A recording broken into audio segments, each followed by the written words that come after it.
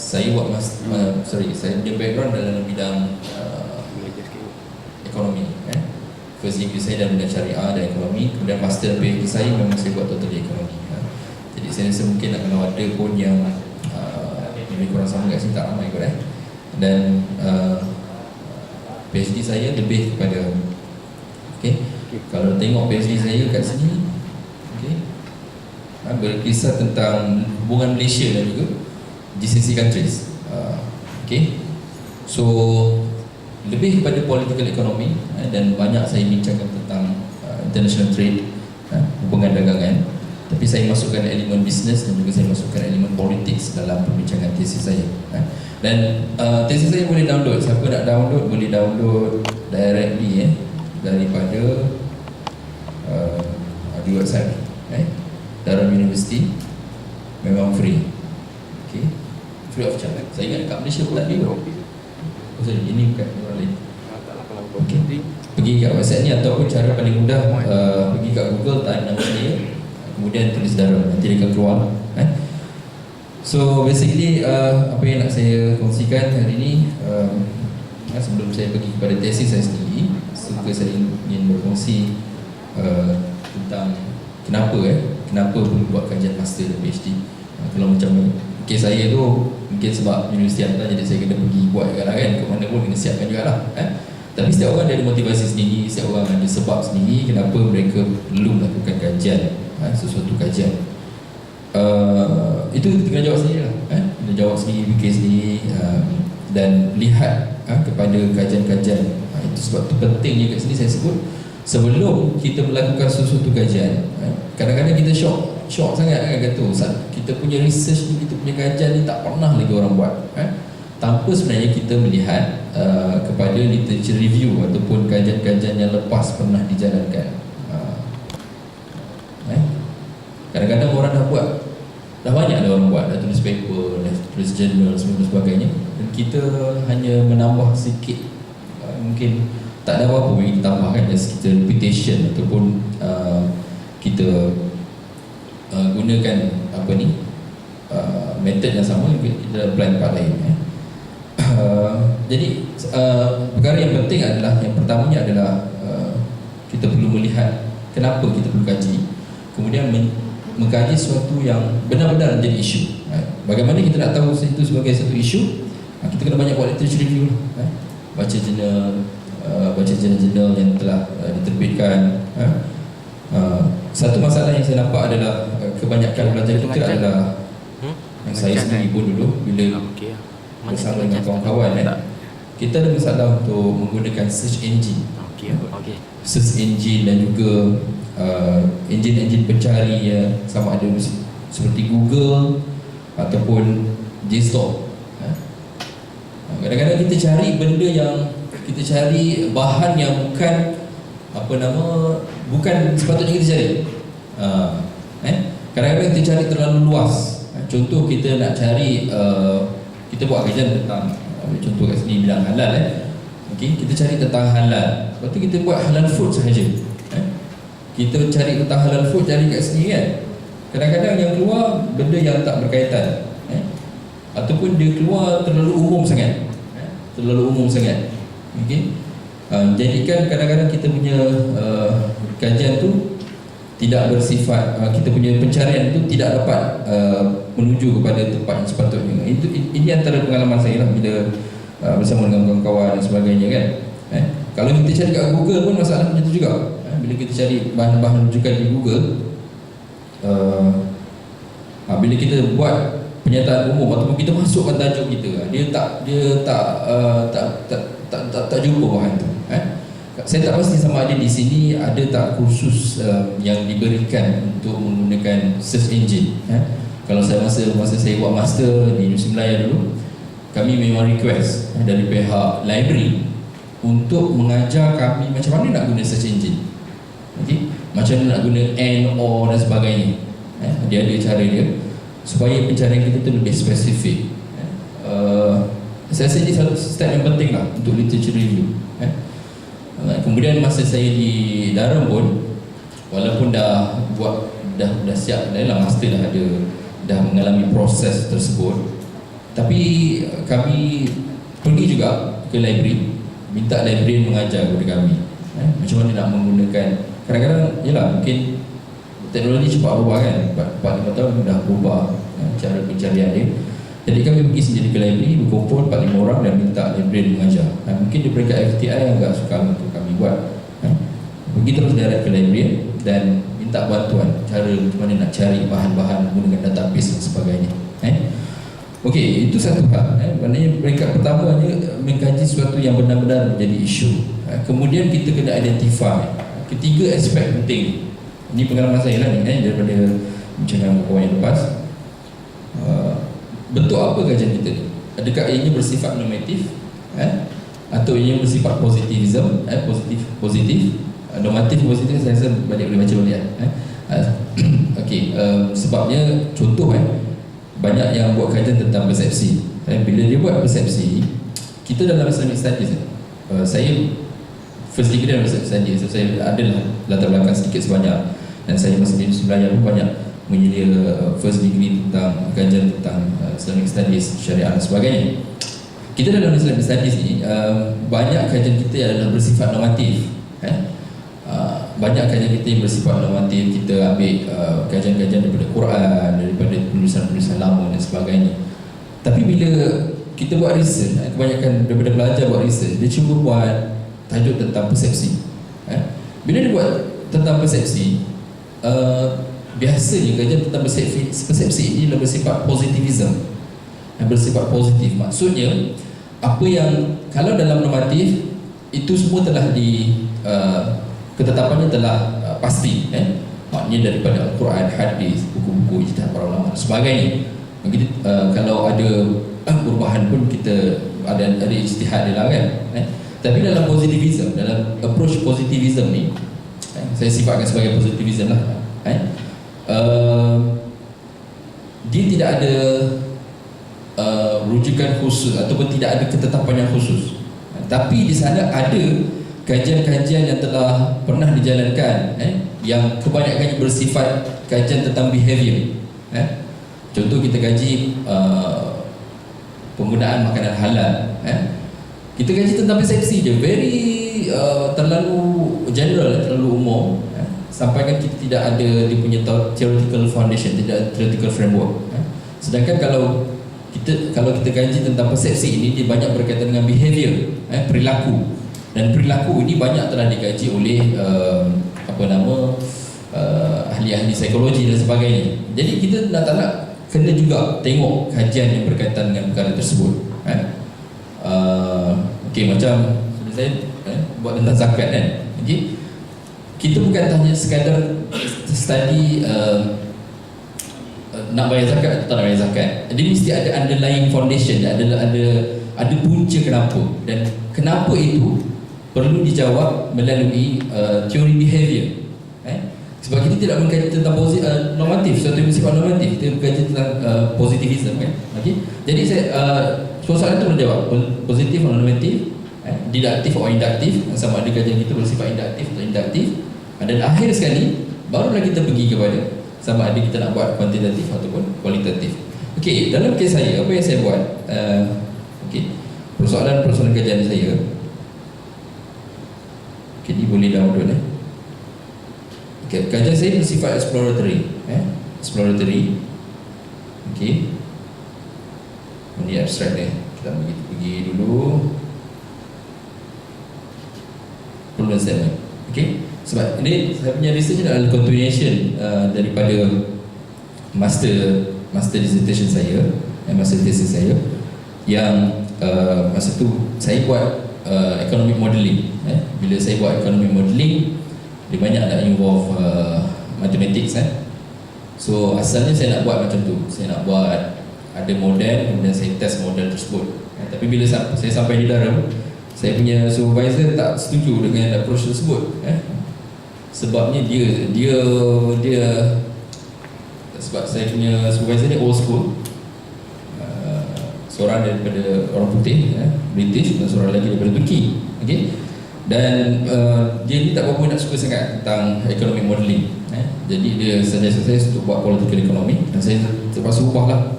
Terpaksa ubah, dan daripada situ asalnya adalah berkaitan dengan OIC countries. Saya nak cerita tentang saya nak kaji tentang trade relation.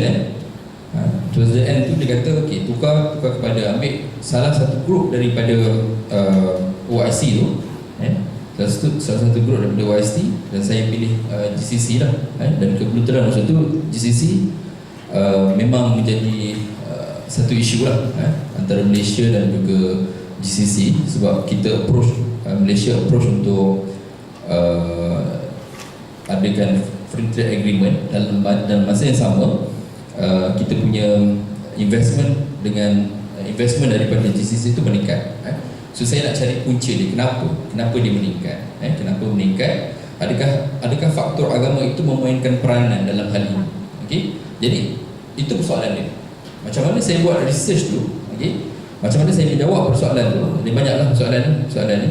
Okey, kalau kita baca buku research methodology ni pun saya tulis dalam tesis saya, untuk menjawab satu-satu problem statement atau untuk menjawab satu-satu research question, apa yang saya faham,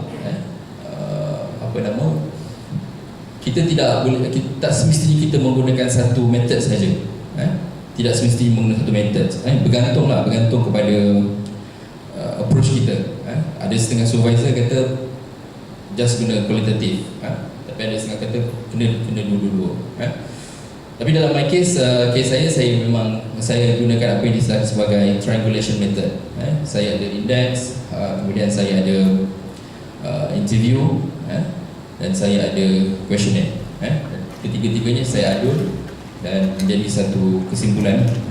Sebab isunya yang paling besar sekali, kalau saya nak buat satu method saja, iaitu saya buat economic modelling, saya bermasalah dengan supervisor saya. Itu satu yang penting lah, hubungan dengan supervisor kita kena jaga. Dan cerita juga semasa di Daram dulu, kami ada, selain daripada kursus metodologi yang semacam ini, okay, kami juga ada PhD research supportive group, macam tu tak silap. Maksudnya, okay, kita ada research methodology tapi di peringkat SPS, di peringkat graduate school, setiap dalam sebulan tu dia akan adakan lebih kurang 4-5 kursus berkaitan satu time management, supervisor and student relationship. Itu kita datanglah join untuk discuss, jumpa kawan-kawan daripada bidang-bidang lain. Itu satu yang menarik lah. Maknanya kita selain, sebab dalam buat research ni, satu kita kena faham, kita sebenarnya bekerja. Dalam kita membuat research ni, sebenarnya kita adalah pekerja. Kita sebenarnya adalah seorang researcher, kita adalah seorang pengkaji. Dan kita buat secara full time. Kalau kita buat full time tu memang kita kena all out lah. Kita kena ada motivasi yang tinggi untuk buat, perlu memahami suasana dan sebagainya. Dia macam kita kerja lah, macam kita kerja biasa. Jadi itu ada training yang diberikan lah. Kita ada time management, lepas tu macam mana nak deal dengan supervisor, macam mana nak deal dengan kawan-kawan dan sebagainya. Itu ada kursus di sendiri. Okey, kemana tadi? Okey, dalam menjawab persoalan ni, macam saya kata tadi, saya guna tiga method yang dinamakan sebagai triangulation method. Cuma beruntungnya saya punya examiner dia tak tekankan sangat, tentang method, metodologi dia tak tekankan sangat. Yang first supervisor dan yang external tu dia just tanya saya punya index, and then yang second tu dia tanya sikit-sikit, saya interview macam tu je lah. So kalau ikutkan tak berapa nak strong sangat lah. Kalau saya diberi peluang sekali lagi, saya mungkin akan banyak baiki kan. Tapi benda dah lepas, alhamdulillah lah kan. Okay. Apa nama? Okay, sama sikit. Okay, apa yang perlu ada macam saya kata tadi lah, motivasi perlu ada, sokongan dan sebagainya. Itu antara perkara penting perlu ada. Okey, berkaitan dengan researcher, kita sebagai pengkaji, pengalaman saya masa di tahun pertama ni biasalah, masa first year ni kita memang tercari-cari, tak tahu nak buat apa kan. Puas cari, pergi library siang malam tak jumpa nak buat apa kan. Baca buku tu, baca buku ni tak tahu dah nak buat apa. Rasa macam semua orang dah buat dah, macam selesai dah masalah. Tapi kita nak buat PhD ni, memang tahun pertama tu agak ni lah, honeymoon sikit kan. Masuk tahun kedua kita tersentak sikit. Okay, first time bila saya survey tadi, saya bagi proposal, saya buat research question. Research question is very important. Persoalan kajian, problem statement dan ada research question. Persoalan kajian tu, kenapa, apakah yang menjadi persoalan kepada kita untuk mengkaji sesuatu isu, sesuatu inilah subjek kajian. Okay. Kalau kat sini saya ada 8 lagi. Kalau banyak juga sebenarnya, banyak sangat. Tapi macam saya kata tadi, sebab saya guna different method, ada 3 method, 3 kaedah untuk menjawab soalan-soalan ni. Okey, bila masuk tahun kedua tu, tapi bila buat kat UK ni lah, memang kita buat full time, tak ada gangguan sebagainya. Kalau ada gangguan pun gangguan family, rumah salin, jangan makan-makan gitu je lah. Tapi kalau kat sini saya dapat rasakan lah, bila balik start kat sini kerja, macam-macam program ada, macam-macam program ada. Kenduri kahwin lah, kawan nak apa, nikah lah, lepas tu ada potong jambul dan sebagainya. Memang letih sikit lah, memang penat sebenarnya. Itu antara kekangan di sini lah. Jadi bila buat kat sana tu, masuk second year baru kita memang masuk second year tu kena all out lah, kena dah masuk gear 2 lah, masuk gear 2 ke 3 lah pun. Dan kami ada beberapa orang kat situ, memang hari-hari kami datang. Kami pergi panggil school kat sana kat sana panggil school, kat sini fakulti sana school. Hari-hari kita orang pergi school, kadang naik bas, kadang naik basikal, kadang naik kereta, dan bawa makanan lah, bawa makanan. Memang macam budak sekolah, pergi sekolah lah, pergi sekolah kan. Bawa makanan, lepas tu makan dalam tu kena marah dengan Pak Gad. Memang kelakar kan, dah besar kan. Ada kawan saya umur 40 kan. Bawa makanan, lepas tu makanan tu berbau dalam tu, marah dengan Pak Gad. Lepas tu sejuk-sejuk, masa musim sejuk kita pergi pagi, pukul 8 pagi keluar dari rumah tu masih gelap lagi. Masih gelap, kadang-kadang ambil extra sikit lah, 8.30, pukul 9 baru keluar kan, nampak matahari kan. Lepas tu balik tu dah malam lah, pukul 5 dah gelap. Pukul 5 dah gelap. Memang kena hari ni buat macam tu. Kalau tak kita buat, kita leka kita leka. Sebab tu kalau boleh kat sini pun kita adakan, saya rasa pun ada kot yang diberikan bilik kan, datang office, buat macam bekerja, macam bekerja dan start 8 to 5 lah, hari-hari. Itu pun tips yang diberikan oleh kawan-kawan saya kat sana. Yang dah habis tu dia kata memang kita tak boleh leka, memang kena datang tiap-tiap hari. Mungkin kat sini mungkin duduk library dan sebagainya. Okay. Dan tahun kedua tu saya mula start buat fieldwork lah. Saya buat fieldwork, saya ke Dubai, saya buat attachment di Dubai. Saya buat attachment di Dubai tu saya tak claim dengan universiti, tak claim lah dengan kementerian. Saya pakai duit yang ada je, rent sendiri, duduk pun menumpang kat orang tu apa ni, seronoknya menjadi student kan. Kita sebab orang semua ada belas kesan kat kita kan. Tengah study buat master, buat PhD. Jadi orang pun rasa student terbantu. Jadi saya duduk di Dubai tu, walaupun kos dia tinggi, kalau ikutkan satu apartment tu, sebulan satu bilik lebih kurang dalam 500 pound lah, dekat 2000 macam tu lah. Betul, mahal, sangat mahal, kos tinggi kat sana. Jadi saya tinggal kat sana sebulan, saya buat attachment dan saya buat research dan saya interview di sana. Kemudian dalam masa sama juga, lepas tu saya balik Malaysia, buat interview, jumpa pihak-pihak yang berkepentingan lah, stakeholders.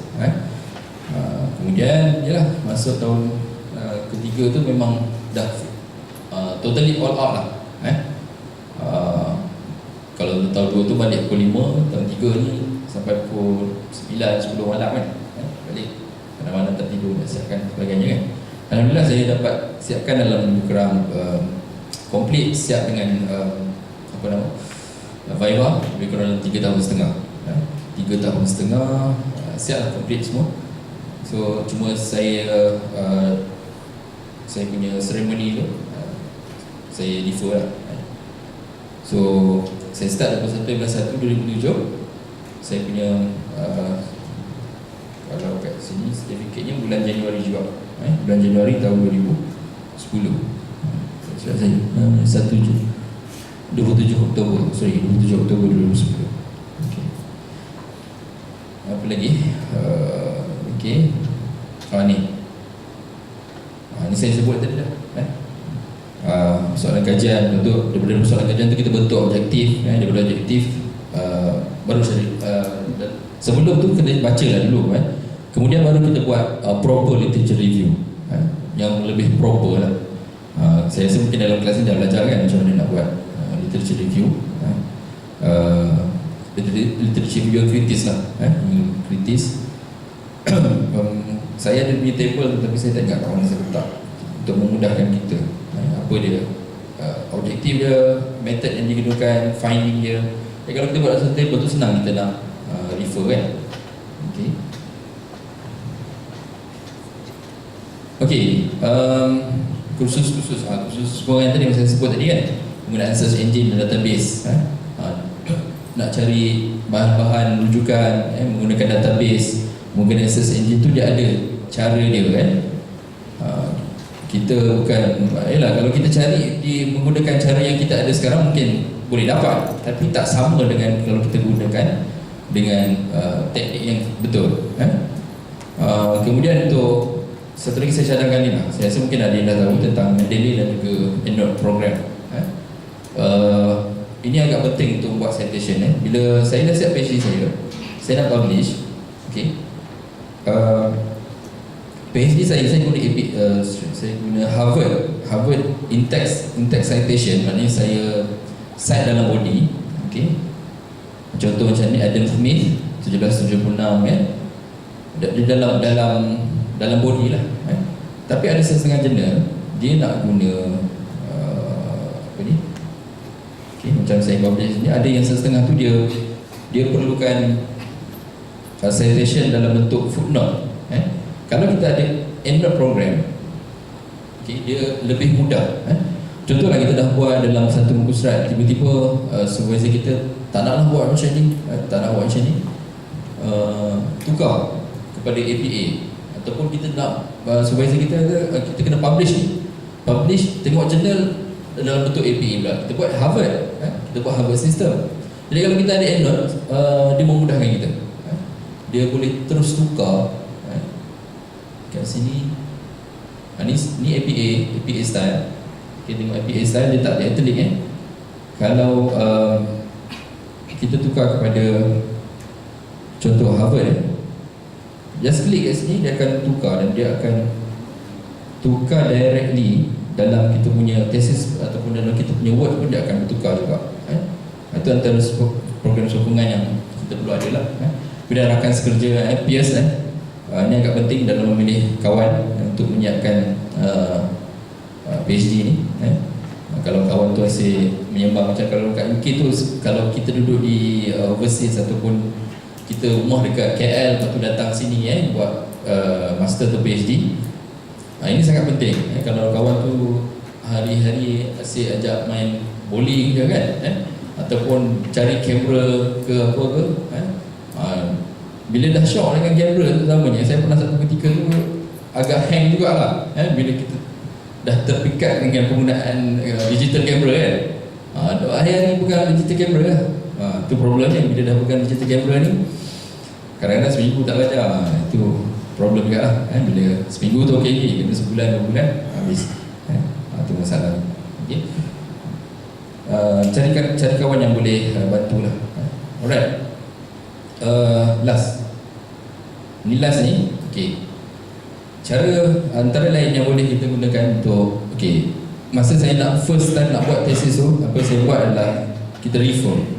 Ini pun tips yang saya dapat, yang diberitahu oleh pensyarah di UK tu, di Durham tu. dalam sesi support kan, dia kata cari tesis, cari tesis-tesis yang pernah dibuat dalam bidang kita. Kalau macam di fakulti ni tak ada lagi, okay, cari di universiti lain yang pernah buat. Dan database pun banyak. E-tesis ni dalam ni tesis.com ni di base dekat UK. Tesis.com ni, kalau bicara-bicara kita ramai yang buat di sana, dan bidang sains pun banyak dibuat di sana. Indeks tu tesis. Kita di dalam yang bahasa Melayu, yang Malaysia punya ada, kita ada MyTO.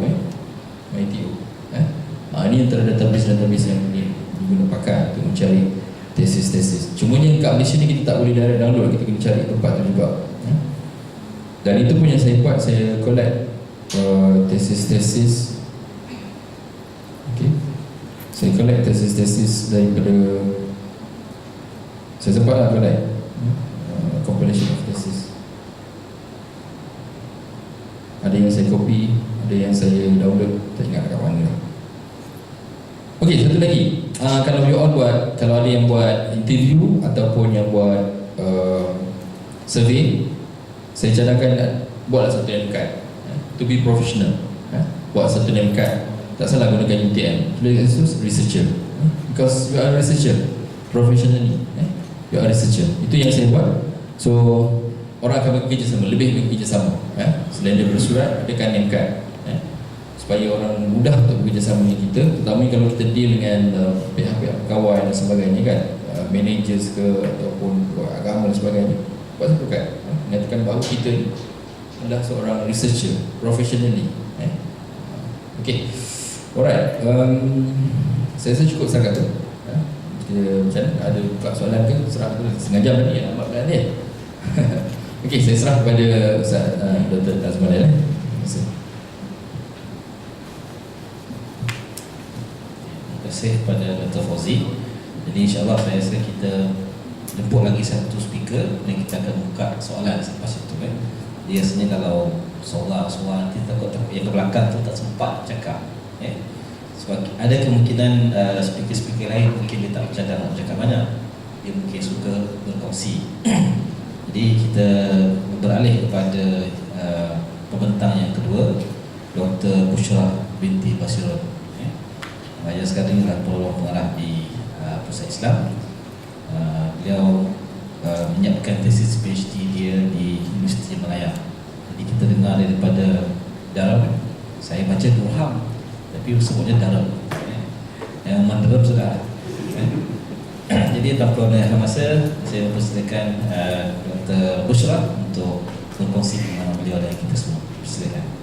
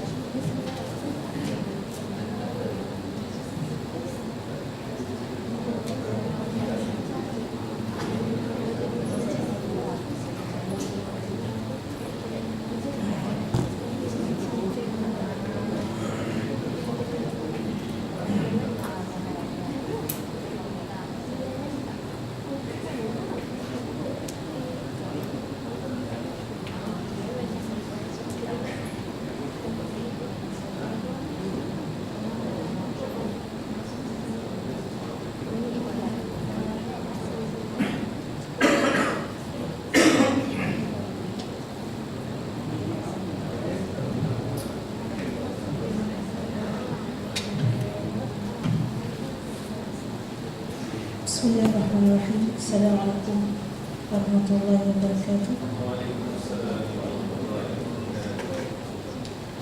Alhamdulillahirabbil alamin wa bihi nasta'in wa bishrah li sadri wa yassir li amri wa hlul 'uqdatam min lisani yafqahu qawli. Terima kasih kepada Mas yang berbahagia Dr. Azman Lair, kemudian rakan saya Dr. Fauzi Abu dan juga saudara-saudari yang dirahmati oleh Allah sekalian. Alhamdulillah kita dapat dipertemukan pada petang yang berbahagia ini. Saya diminta oleh pihak fakulti melalui Dr. Azman Lair untuk berkongsi sedikitlah pengalaman saya dalam penulisan PhD, kajian PhD ini. Sebenarnya bila diberitahu ni saya termenung sekejap sebab saya tak tahu nak menyampaikan apa yang boleh saya kongsikan tu. Sebab tesis saya ni tidak special, tidak ada keistimewaan apa-apa lah, yang biasa saja. Jadi apapun setelah diminta tu saya tunaikan juga lah ya. Perkongsian sedikit sebanyak berkaitan dengan tajuk tesis saya. Tajuknya ni status wanita Muslim dan Yahudi, kajian perbandingan dari aspek keagamaan dan pendidikan. Ya, jadi tesis ni agak tebal ke, 441 halaman tidak termasuk lampiran. Termasuk lampiran 468 muka surat. Agak panjang lah ya, dan ditulis ini di Universiti Malaya. Kemudian ini saya tulis ni berdasarkan yang Dr. Malai bagi pada saya lah sedikit clue. Dia kata kena bagi tahu tajuk, kena bagi tahu kenapa saya pilih tajuk. Saya pun masukkan ya. Jadi tajuk ni kenapa saya pilih sebab ini adalah bidang saya, iaitu perbandingan agama ya. Dan saya memang minat ya, dalam kajian-kajian sebegini. Dan saya pilih isu wanita semestinya lah kerana saya seorang wanita. Banyak lagi isu yang saya rasa saya tak dalami ya, berkaitan dengan wanita itu sendiri. Jadi kita tengok masih ada salah faham ya, tanggapan negatif masyarakat terhadap wanita dalam aspek keagamaan dan pendidikan yang menjadi kajian saya ni. Kemudian saya pilih agama Yahudi untuk buat perbandingan dengan agama Islam ya, kerana kajian perbandingan seperti ini sukar ditemui bertulis dalam bahasa Melayu ya. Penemuan dan hasil kajian ini akan menyumbang kepada perkembangan intelektual masyarakat, terutamanya tentang persoalan berkaitan perbandingan agama dan agama Yahudi. Sebab kalau kita tengok Yahudi, agama Yahudi banyak ditulis buku-bukunya dalam bahasa Inggeris. Jadi saya tulis ni dalam bahasa Melayu. Sebaliknya ada satu tugas berat saya ialah terpaksa translate ke dalam bahasa Melayu daripada bahasa Inggeris. Jadi di situ ada satu tugas saya yang saya perlu laksanakan untuk menyelesaikan kajian saya ini. Kemudian dari sudut pembahagian bab saya bahagikan kepada 5 bab dalam tesis ni. Pendahuluan bab pertama, bab 2 konsep wanita Muslim dan Yahudi yang menceritakan tentang konsep. Di sini adalah wanita menurut Al-Quran dan sunnah kita, dan juga wanita menurut perspektif Torah, kitab Torah Yahudi. Ya, kemudian di situ juga kita lihat peranan ya, peranan wanita sebagai anak perempuan, sebagai isteri, sebagai ibu, sebagai anggota masyarakat dan juga sebagai pemimpin dikupas dalam konsep wanita Muslim dan Yahudi menurut kedua-dua agama lah ya. Kemudian yang ketiga, bab 3 ialah berkaitan dengan status wanita Muslim dan Yahudi dari aspek keagamaan dan pendidikan. Dalam ini dibicarakan, disentuh tentang beberapa aspek lah, aktiviti keagamaan, perkahwinan, perceraian, pewarisan ya, dan juga persaksian ya. Kemudian aspek pendidikan. Kemudian dalam bab 4, analisis persamaan dan perbezaan konsep dan status wanita Muslim dan Yahudi. Jadi bab 4 ni analisis sahajalah ya, kita buat perbandingan di antara kedua-dua agama ini. Dan yang keempat ialah penutup. Bab yang kelima ialah penutup. Itu pembahagian bab lah. Metodologi dia sebenarnya kajian saya, sebab itu saya kata tadi kajian saya ni kajian biasa saja, kajian perpustakaan ya, saya dokumentasi lah banyak ya, kajian daripada buku-buku ensiklopedia Yahudi dan juga yang Islam, dan juga tesis-tesis, jurnal dan sebagainya, dan juga diadakan penguburan ya, untuk tujuan pengukuran kajian. Kemudian dapatan kajian, ini antara benda je ya, yang diminta oleh Dr. Azman Lair, saya sertakan di sini sikit lah. Ya, dalam memberikan ketinggian kemuliaan, pengiktirafan dan keadilan kepada wanita, Islam dilihat berjaya meletakkan status wanita di tempat yang terbaik dalam aspek keagamaan dan pendidikan berbanding agama Yahudi. Ini bertepatan dengan kedudukan Islam sebagai agama terakhir yang syumur, lengkap dan sesuai sepanjang zaman, yang kedatangannya memaksudkan ajaran agama terdahulu termasuk Yahudi. Selain itu, perbezaan konsep dan status wanita Muslim dan Yahudi begitu ketara, menyerlah dan menonjol berbanding persamaannya. Konsep dan status wanita Muslim dan Yahudi telah ditegaskan oleh kitab suci masing-masing, iaitu Al-Quran dan Torah. Namun uruf dan tradisi menyebabkan konsep dan status wanita Yahudi difahami mengikut pandangan dan pemahaman masing-masing.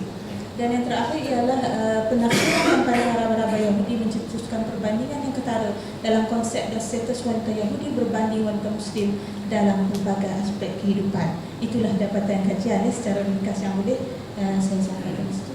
Kemudian saya nak sentuh sikit tentang pengalaman penulisan. Ini pengalaman penulisan sekadar memberi semangat supaya sebenarnya kepada pelajar-pelajar kita yang tengah betul-betul rumus menyiapkan kajian.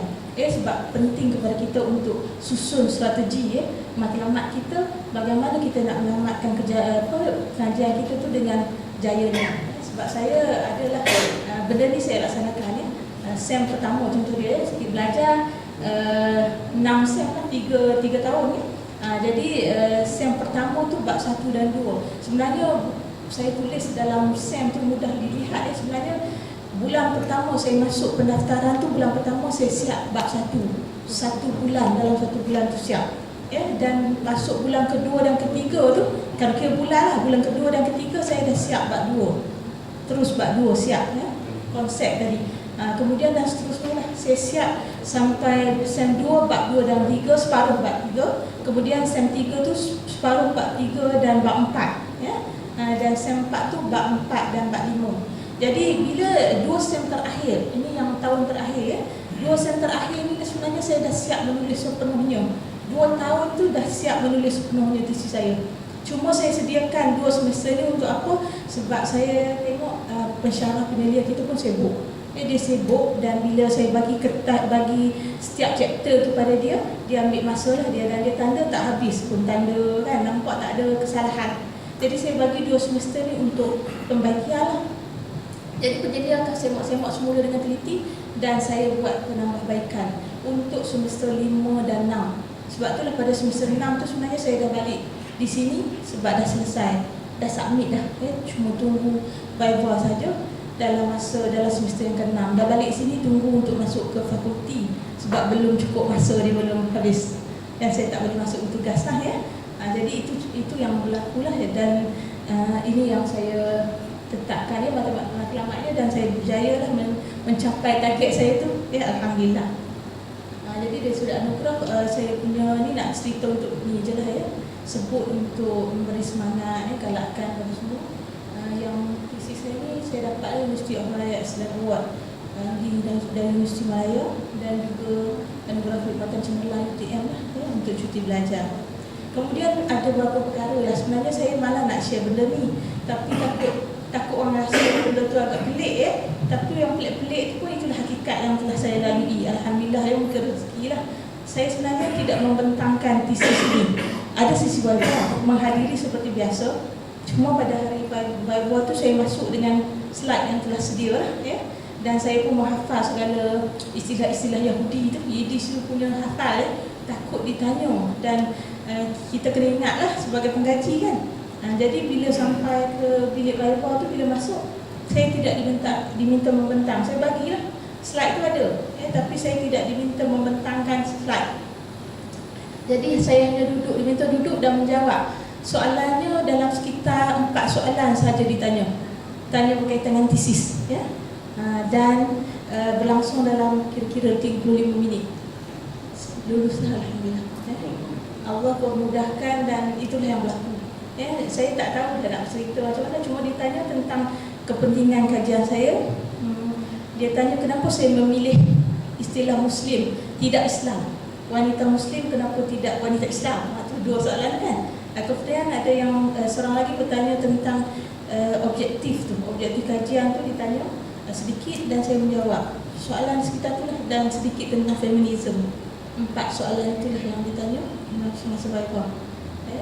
Jadi perkara ni lah, tapi kalau walau macam mana pun saya tak katalah pembelajaran tu mudah sebab saya buat dalam masa yang saya tunjuk tadi dan dalam masa semester yang saya tulis tu buat dengan teliti, tidak lepas tangan. Ya, kita buat tu bersungguh-sungguh dengan penuh kesungguhan, mengkaji setiap helai yang kita kitab tu, dan setiap fakta statement yang saya tulis itu tidak kurang mesti ada 3 atau 4 rujukan. Saya di UM buat footnote ya, dan ditulis tidak adalah tulis satu footnote saja ya. Sekurang-kurangnya cari sampai 3 ataupun 4 kitab ya, yang berkaitan dengan satu fakta yang saya tulis. Jadi bila di Viva tidak dipersoalkan langsung soal dapatan data-data itu, tidak dipersoalkan, semua jadi berpuas hati ya, alhamdulillah. Tapi kena ada kesungguhan ya, kita untuk buat semua tu. Dan sedikit kata-kata semangat untuk semua yang telah belajar lah ya. Carilah ilmu kerana Allah dengan penuh minat, tekun dan bersungguh-sungguh ya. Dan tiada istilah putus asa walau berupa halangan. Sebab yang ini selalu orang ya, bila masuk pengajian peringkat master, PhD, selalunya ramai yang rasa tertekan ya, rasa halangan-halangan itu terlalu kuat dan dia rasa dia tak boleh move ya, ke depan. Tapi kita sepatutnya tak boleh macam tu lah. Sebab yang belajar ni pun kebanyakannya dah ada keluarga masing-masing. Dan saya sendiri belajar pun ketika itu anak dah 3 orang dan masuk 4 orang masa buat PhD ya, seorang dilahirkan masa PhD ya, dan ada masalah juga sakit ya pada ketika itu ya. Tapi kita tak boleh berputus asa ya, kena berusaha, yakin pada Allah, yakin pada diri kita sendiri, insya-Allah Allah akan mempermudahkan segalanya, insya-Allah ya. Jadi saya rasa setakat itu dulu perkongsian saya. Kalau ada apa-apa boleh kita bersoal jawab ya. Kemudian sebab mungkin ada lagi banyak soalan ya untuk kita kongsi selepas ini, insya-Allah. Saya akhiri dengan wabillahi taufiq wal hidayah. Wassalamualaikum warahmatullahi wabarakatuh.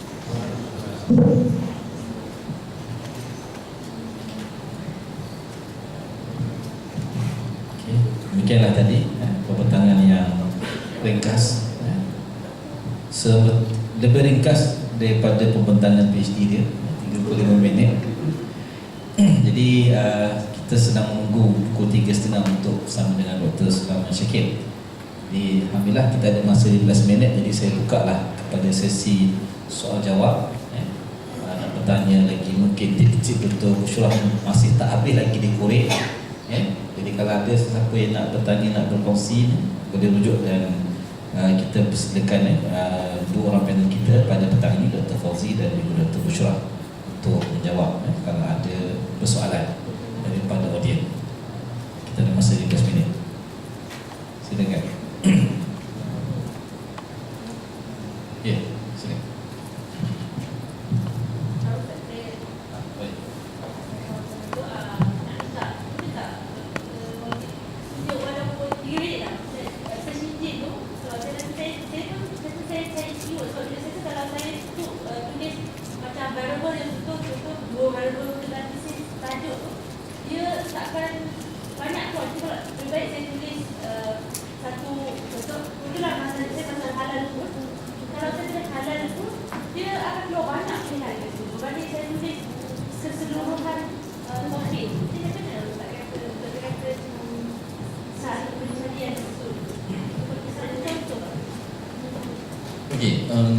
Satu, kita kena kenal pasti keywords. Keywords. Kadang-kadang keywords kita sampai kita punya kajian tu halal food ataupun halal halal food. Okay. Kalau dia ada satu channel, kita pernah dengar guna pollen. Tahu kan? Rasa itu pula antara teknik dia. Okay. Jadi dia akan lebih spesifik, dia tak lari, dia tak akan keluar food. Dia tak akan keluar food satu, tak akan keluar halal satu. Dia akan keluar halal food saja. So itu kita kecilkan skop tu lagi supaya dia lebih spesifik. Sama juga macam variable yang kita nak cari. Kalau kita masukkan semua sekali, nanti engine tu dia akan pergi satu-satu. Modification, akan cari modification. Food, dia akan cari food. So nanti kat result tu semua keluar. Modification, food, semua dia akan keluar. Kalau kita spesifikkan tu, dia akan lebih terarah. Right.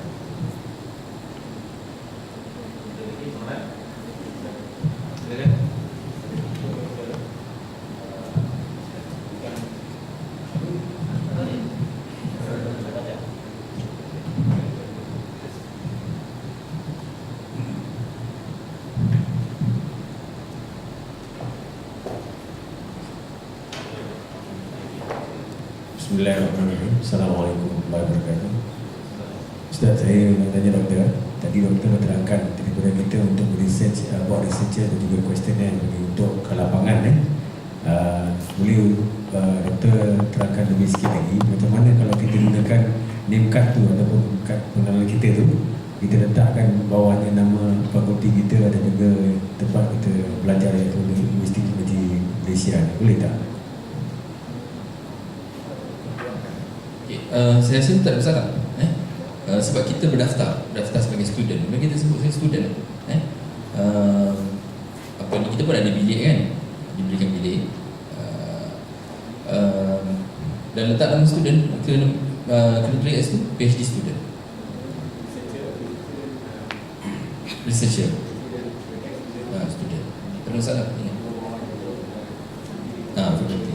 Saya rasa ini tak jadi masalah. Okey, soalan.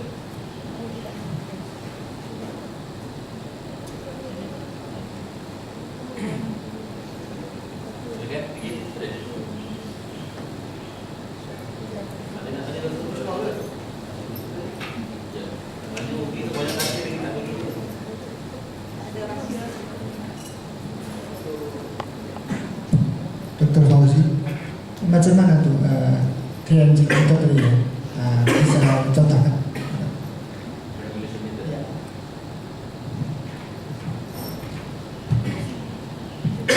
Okey, dia triangulation method ni dia kombinasi lah antara kualitatif dan kuantitatif, dan dia ada hubungan kait bila kita towards the end tu yang apa ni, dia akan menyokong salah satu antara satu sama lain. Okey, nak cerita banyak tu triangulation ni. Okey, dia mixed method lah, dia mixed method, cuma ada setengah buku dia menyatakan sebagai triangulation method. Okey, oh saya tak ada, saya tak sebut tadi.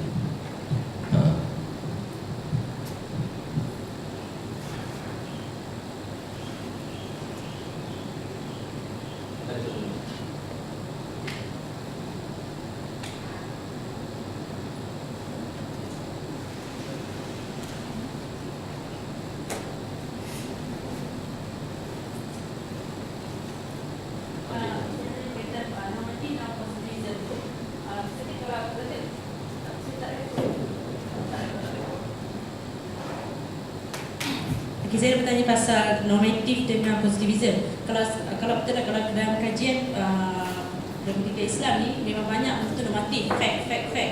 Tapi kalau kita boleh, kalau kita sebenarnya mengkaji fact tu dengan teori positivism, maksudnya Barat datangkan dengan teori behaviorism, kelakuan tu boleh distimulat. Tapi kalau dalam dalam Islam kita dah ada fakta, tapi macam kadang saya tengok benda tu bercanggah antara satu sama lain. Jadi macam mana doktor? Maksudnya fakta mana yang bercakap? Macam contoh, kalau kita dah ada normatif, benda tu fakta. Tapi masalahnya kita datang dengan teori Barat, sebenarnya benda ni bercanggah dengan, tapi kita nak teori itu sebab tu sekarang ni saya ingat dah banyak sebenarnya kajian tentang behavioral theory ni yang dia suntik input Islami. So kita boleh guna kerangka tu.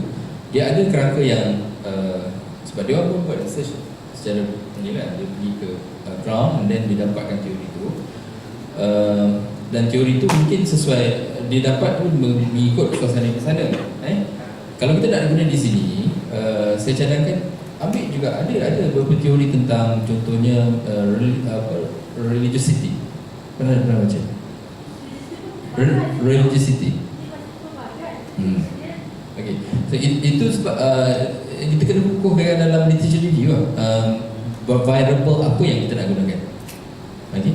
Dan kita kena bagi justifikasi kenapa kita guna variable CA tak guna variable CD. Mungkin ada kajian-kajian yang menyokong supaya benda tu yang kita boleh gunakan.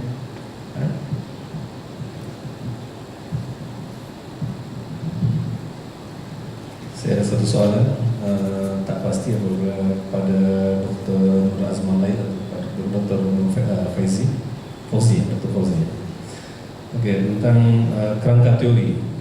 Untuk kajian kerangka teori bagi tesis master, apakah ianya compulsory atau boleh diletakkan kerangka teori atau tak pun tak apa? Bila jawab tu? Untuk jawab. Dekat master saya cuba ingat balik. Basically dia perlu ada, dia perlu ada, cumanya sama ada nak secara lebih mendalam ataupun bagaimana.